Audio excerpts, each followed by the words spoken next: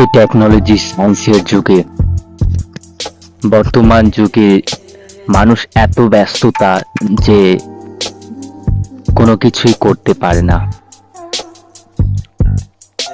তারা নিজে খাওয়ার সময়টুকু পায় না।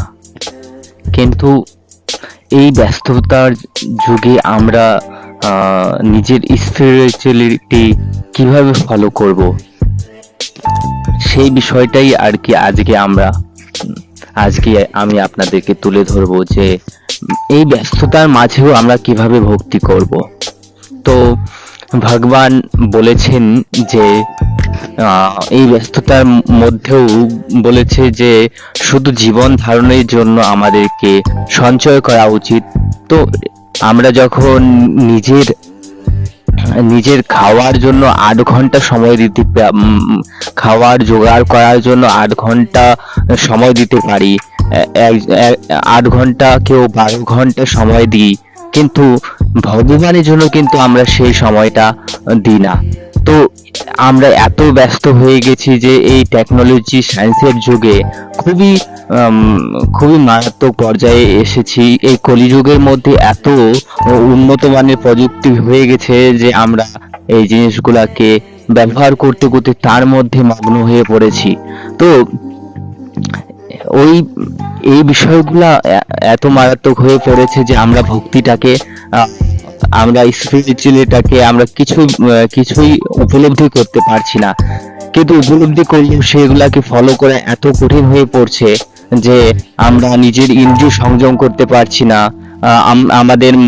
আমাদের মধ্যে নিজের যে সত্তাটা আছে সেটা হারিয়ে যাচ্ছে।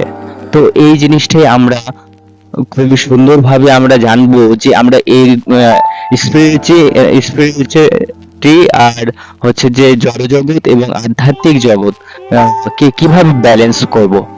তো সবার প্রথমে যে আমাদের স্পিরিচুয়ালিটি হচ্ছে যে 5টা থেকে 7টা পর্যন্ত আমাদেরকে মেনটেন করতে হয় সকালবেলা। আর হচ্ছে যে আমরা যখন নিজেরা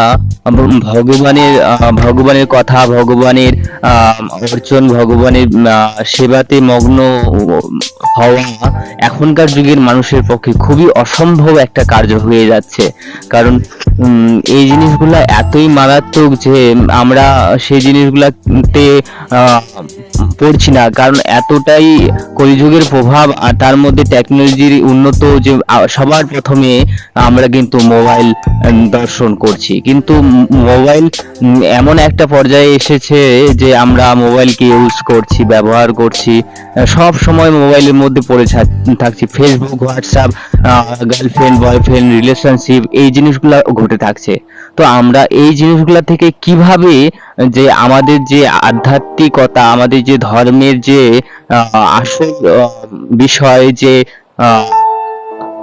বিষয় যে স্পিরিচুয়ালিটি মানে আধ্যাত্মিকতা, এই বিষয়গুলো আমরা গ্রহণ করতে পারছি না। কারণ এই জিনিসগুলো এতই মারাত্মক হয়ে পড়েছে যে আমরা এই জিনিসগুলোকে একসেপ্ট করতে পারছি না। কারণ টেকনোলজির প্রভাবে আমাদের কি হয়েছে যে আমরা এগুলা থেকে পিছিয়ে পড়ছি। সবাই ধীরে ধীরে এই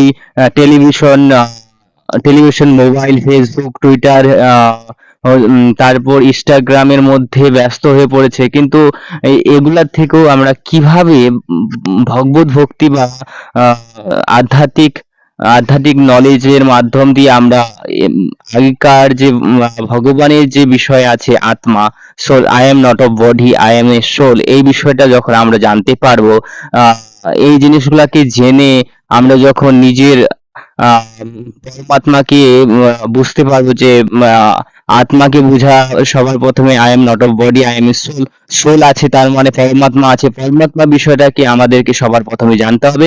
এই জিনিসগুলা আমরা যখন জানতে পারবো তখনই আমাদের স্পিরিচুয়াল লাইফ স্টার্টিং হবে।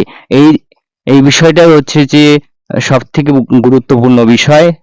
তো তার জন্য আমরা প্রথমে এই জিনিসগুলাকে জেনে নেব।